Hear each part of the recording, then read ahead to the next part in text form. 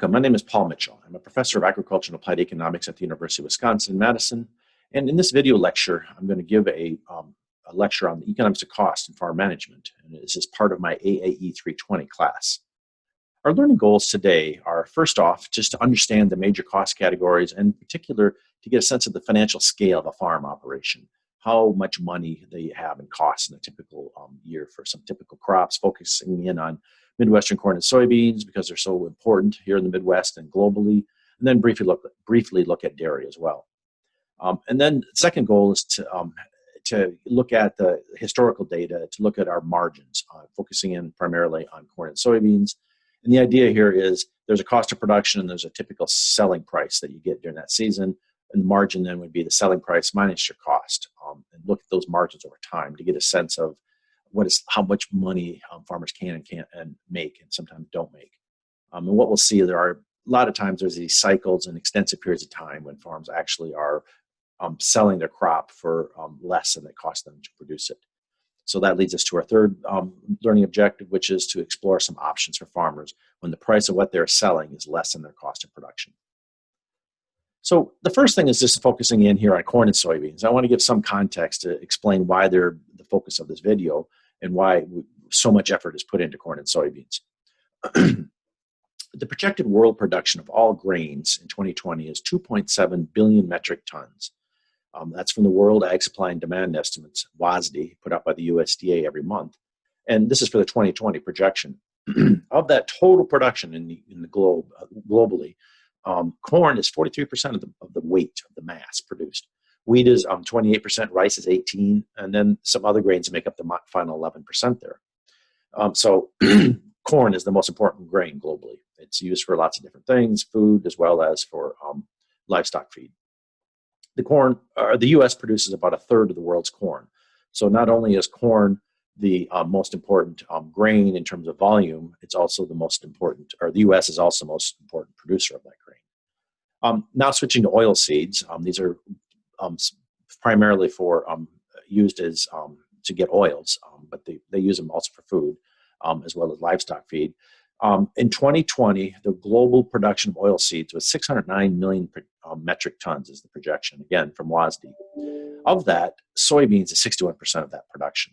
And so you can see soybeans is by far the most important oilseed crop, but there's other ones as well. Things like sunflower seeds, canola is a major crop in some parts of the world, sesame oil.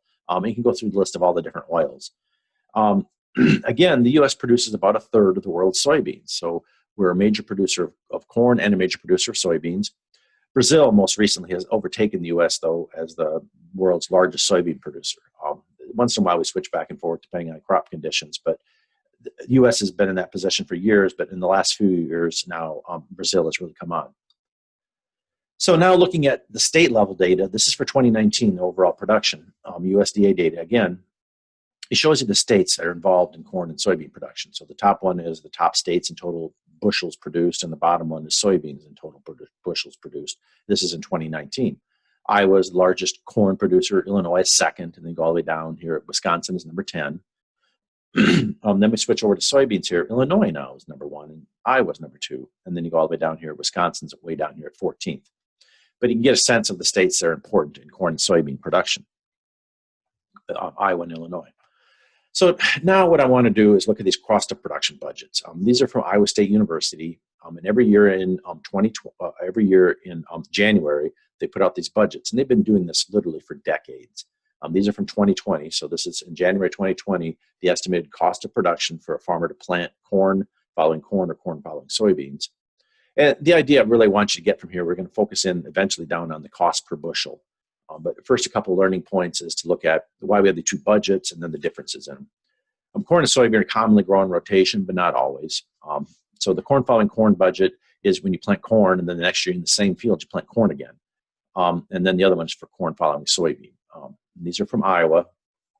And what's really nice is these data go back over decades, so we can look at trends in costs of production. And they've done them in a consistent manner. The same process, it's only adapted slowly to change with conditions as they change. So it's a nice historical time series of what it costs to grow these crops. So focusing on a couple things here. First off, we got three different columns. Those are for different levels of production, low, medium, high, if you will.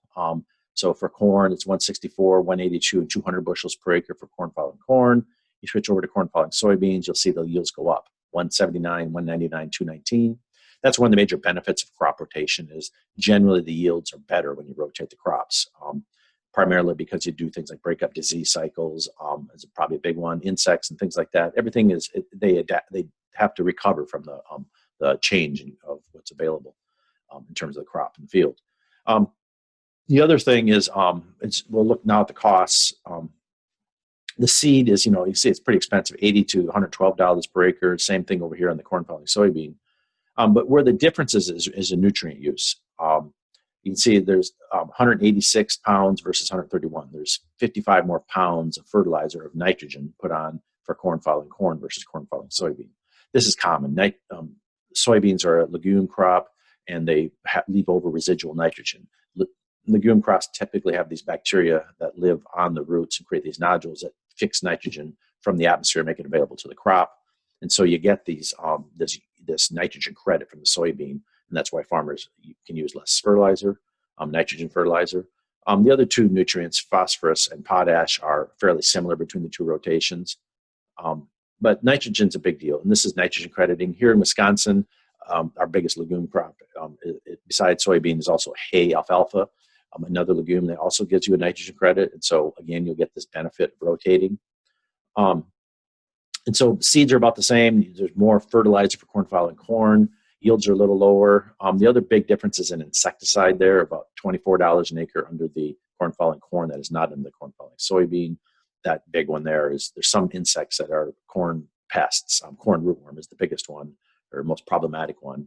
And if you plant corn following corn, the pest, what the females do is lay their eggs in the late summer on cornfields, and then the next year when the corn plant there again, the insect eggs hatch and the larvae eat the corn roots. Where if you plant corn following soybean, they lay their eggs in a cornfield. The next year the soybean planted there and the eggs hatch. There's no feed for them.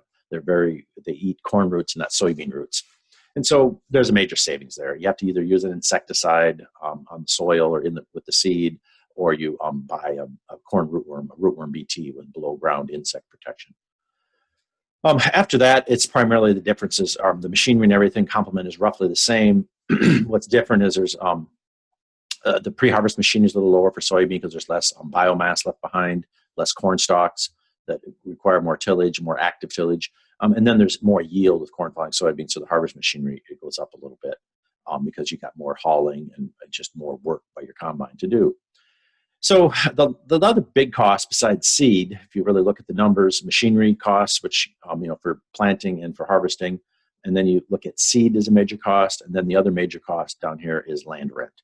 See, it's 180 up to 255 is what the average is for this high yielding corn and soybean ground. Those numbers will be lower in Iowa or higher in Iowa than lower here in Wisconsin. Maybe around 200 is sort of a typical average, maybe upper 100s anyway. 185, 190. These would be the state average, particularly across the southern part of the state here. We have good corn and soybean ground, but there's so much variation around this. There's easily some down along southern Wisconsin can be well above that rate, and plenty of places up north or even northeast, northwest, where the land rent is not at that level. This is typical Iowa rental rates for good production ground or moderate or lower production corn ground. So then you get down here to the cost per acre. You get $625, $688, $750 for the corn following soybean, $576 all the way up to $700. Dollars per bushel, about $380 to $376, $322 to $323. So make it simple, say $375, $325. Cost of production are per bushel. That's what it costs you to grow a bushel of corn, about $325 in corn following soybean, about $375 in corn following corn.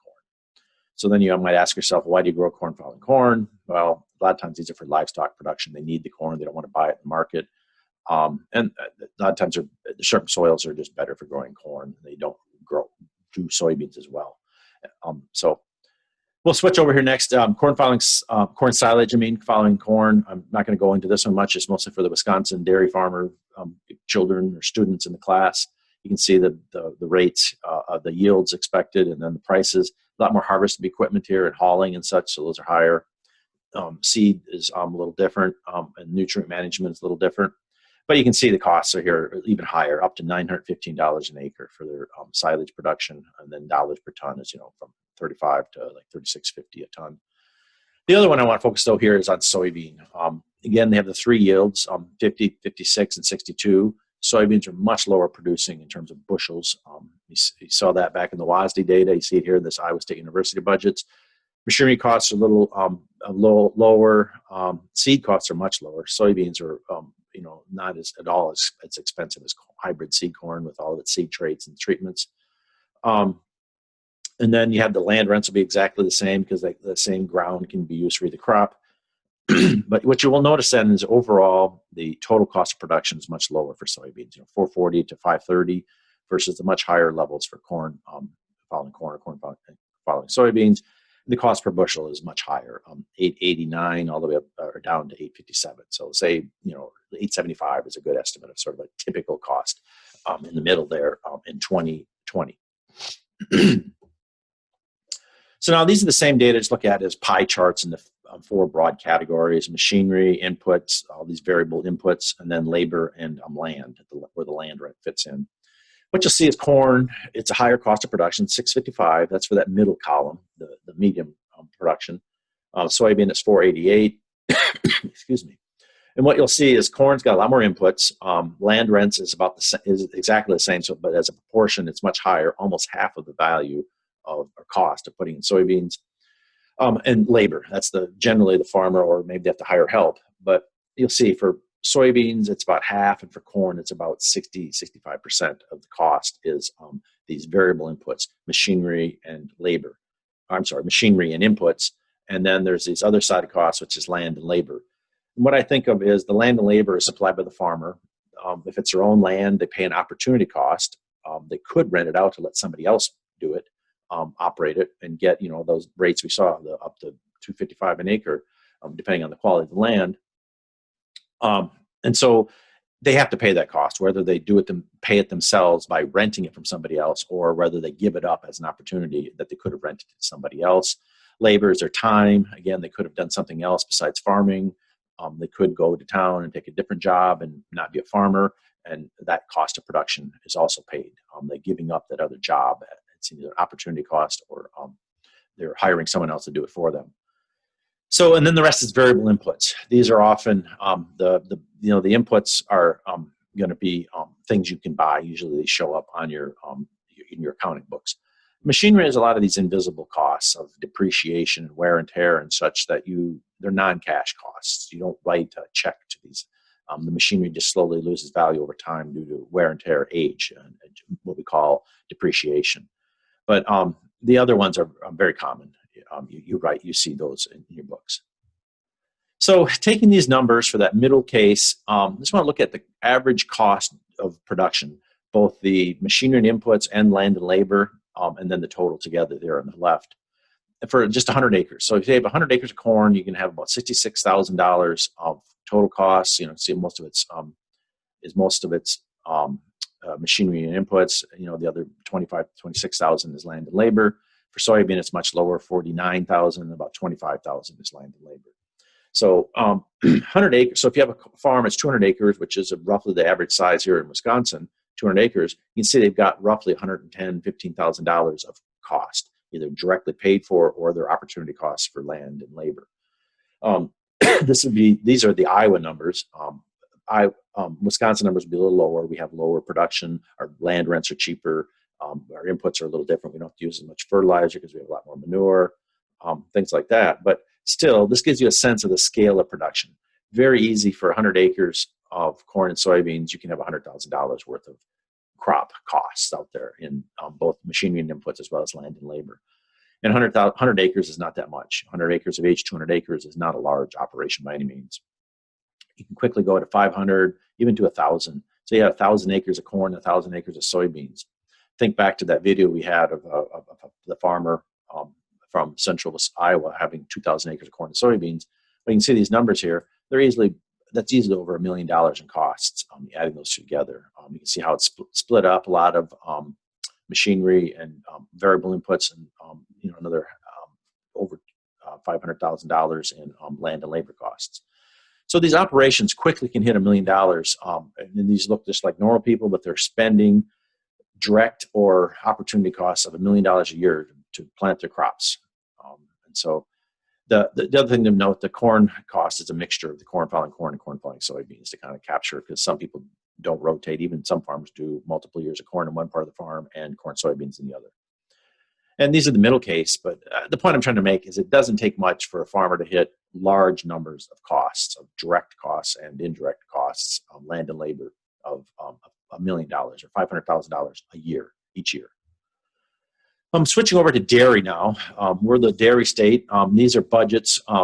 These are averages from 2015 to 2017 for different sized cow herds, 1 to 200, 2 to 5, and then 500 to 1,000 cows. Here's the expected production of the cow, 22,500 pounds per year, 26,000, 26,700. That gives you a sense, and then the actual herd size of what's lactating, what they're milking, and then those that are dry. And I really want to focus in on sort of the major cost categories real quickly. What's the biggest one? Feed. You got to feed these animals. These cows produce a lot of milk. They need a lot of feed. These are the almost $2,000 per cow is the feed costs. We break that into dollars per hundredweight of what they produce up here. These feed costs divided by the production. You see it, the feed cost of a milk is somewhere around $862 to $742, depending on the productivity of the cow and how much you're feeding her and everything. But it's a major cost category. $7.50 to $9 per hundredweight is the cost of just the feed. Then there's a whole lot of other things in here. Labor is another big one. Someone's got to milk them. Either you do it, or you have you and your family do it, or you hire people to help you, depending on the size of the operation. There's a lot of other stuff here, and you can see it. There's major cost categories all across the board there. Depreciation's a big one. You got your replacement heifers. You got to keep bringing new cows into the herd. You got various livestock supplies. This is going to be different other ways to clean the cows before you clean their udders, milking, things like that. You got to buy equipment. You have veterinary. You got health supplements, things like that. There's a lot of work taking care of these cows. A happy cow produces lots of milk. Really what I want to focus in on then is the bigger picture here across the bottom here. You got 1947, 1895, and 1766. These are the dollars per hundredweight in cost to run these sizes of operations. And if you just do 1895 and 2,500 or 25,900 or 259 hundredweight per year, that's just this 25,902 as hundredweight instead of pounds per cow per year. You can see you're spending almost $5,000 per year per cow in all these various costs. So if you have a 100 cow dairy, take that times 100, you're talking $490,000 of costs in your 100 cow dairy. Well, the 100 cow dairy is very small. The state average in Wisconsin is up to about 175 already, even higher than that. So even 200 cows, you're spending $490,000 for 100 cows, twice that if you have 200 cow. And then you can just quickly see how quickly the costs go up for a dairy. These are other states. Just to show you, these numbers are fairly constant across the country. Here's Ohio. You can go through these Ohio State University budgets. These are from 2017 from a survey. You got average of all farms, and they got the upper end, which are the lower cost end. But 1873 hundredweight, $4,870 per cow in their costs. Here's a Kansas State University budget, they're coming out to about $4,700 a cow. The point I'm trying to make is for a 100 cow dairy, you can really close to $500,000 worth of costs per year. And 100 cow dairy is not that big anymore. It's actually below average.